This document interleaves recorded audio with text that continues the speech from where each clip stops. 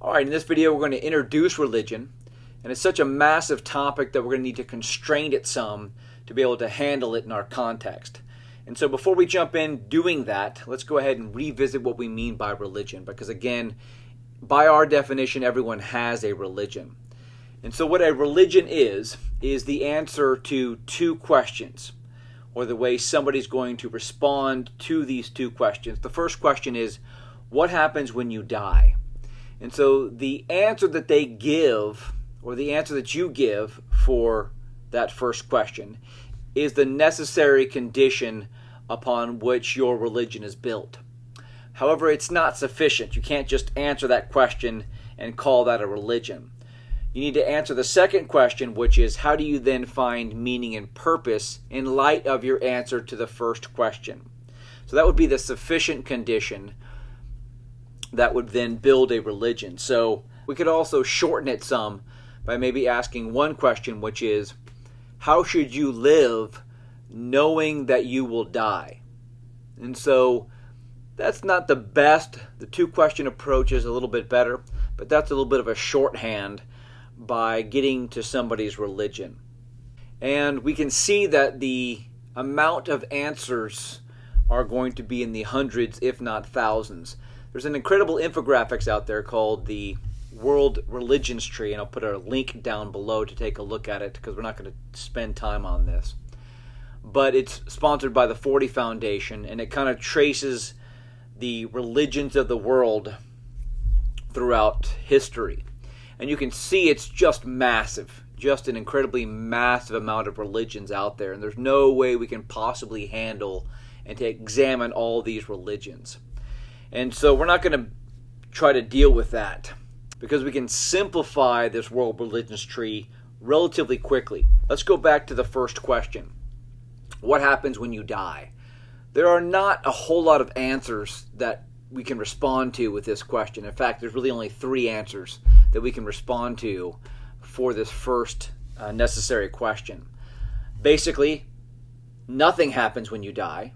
You just simply die and cease to exist.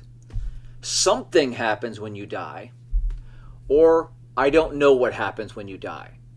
And so those are really the only three answers that we can give for that necessary question to build a religion upon. And so that's going to simplify a lot for what we want religions to be and the way we're going to analyze religions going forward. Now let's take a look at the second question. The second question is, how do you find meaning and purpose in light of the answer to the first question? We're going to drill down a little bit here to narrow our search or our context for examining religion. Let's go back to that world religions tree for a bit. And you can see that all of these religions up there at the top in the leafy part of the world religions tree can be kind of traced back to about 3, 4, 5 primary religions, or primary ways of thought or ways of being that then led to more and more detail as the religions grew and broke apart and divided and had different answers to that second question. But we can trace back to really primarily 5 main ways of thought that we can examine here. We'll call these the trunk religions. Now, if you do take a look at this at your own time, you'll see here the wording isn't very accessible for modern language. And so there's another infographic that I want to take a look at. And this is by Carrie, look it down here, Carrie Osgood. And I'll put a link down to her stuff as well. And what she's done is kind of taken a look at all around the world and how we can kind of examine the world through really about 5 primary religions, and this is more of in a modern context. We've got Hinduism, Muslim, Christian, Buddhist, as well as the atheist and agnostic group. And so we're going to be kind of looking at religion at this level here, and we're going to be able to drill down that second question some. But I want to see and show you a little bit about how we can kind of take that massive world religions tree and go down to the trunk, or using this context and focus on what's called the Big Five, or what we're going to be calling the Big Five of religion. And so let's kind of drill down a little bit and kind of see where we're going to be going in this section. If you recall, before we've talked about the goal of religion, and one of the goals of religion is to push us up over into love and altruism, to get rid of selfishness and evil acts in our lives, primarily because those are inefficient, and those lead to a lower overall quality of life, a lower level of total transcendence that we're achieving, a lower level of ecstasy that we're experiencing. And so religion is going to try to push us up into the right of that dyadic typology.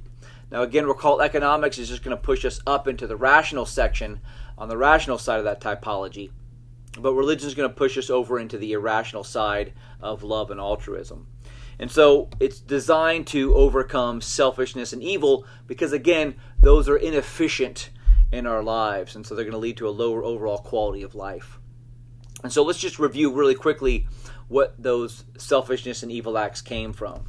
Now, the first one was because we died, and therefore we are a limited being, and we experience natural death. And so what all the religions are going to have to do is overcome death, because when death becomes salient to us, our discount rates spike. The only thing matters is now, and I engage in selfish acts. And so what all religions are going to have to do is overcome death. Even the religions that say nothing happens when I die, I simply just die, are going to have a mechanism which overcomes death, and we'll see how that works. And so that's going to try to push our discount rate down to make us look into the future and not be as selfish as we would be otherwise. Okay, the second role of religion, or the second goal of religion according to our context, is that it's going to have to deal with our imperfect information, because that's going to lead to inefficient decisions. Now we have got two main causes of imperfect information. First, the objectification of another. And that again came from our visceral states because we were hungry, cold, horny, thirsty. Those visceral states, right, also affected our discount rate, causing us to engage in selfish acts. And that was because of our physical limitations. The other way in which we engaged in more evil acts was because we were ignorant. We were mentally limited. We were limited in our experiences, and therefore we used improper metaphors which have an implied cost benefit to them, and therefore we dehumanized others and led to inefficient acts. Now the third goal of religion, right, was to break that retribution cycle. Because if you're selfish to me or commit a selfish act, I might respond, or mostly likely to respond, with an evil act which is trying to intentionally cause you harm. And so we're going to need to overcome that retribution cycle, or that cycle of evil that will begin to steamroll into society. And so this is accomplished again through an act of love or altruism, as we'll see. But this is an irrational act, going back to that dyadic taxonomy or typology. And so this is the goal of religion according to the context that we've examined so far.